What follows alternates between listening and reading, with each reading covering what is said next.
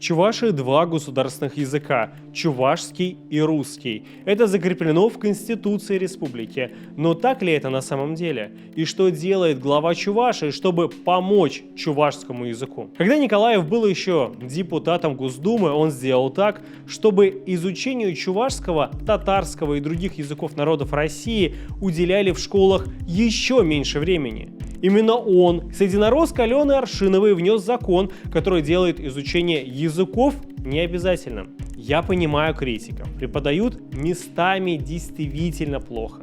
Программа, правда, не самая лучшая. Но отказываться от обязательного изучения второго государственного языка – это просто очень плохое решение. После этого решения по всей стране началось сокращение изучения языков.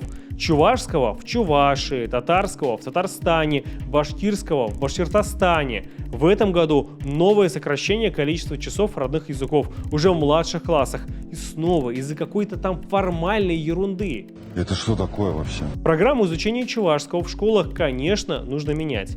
Нужно делать ее адаптивной, уделять больше внимания практике говорения. Нужно открывать языковые клубы и помогать языковым активистам.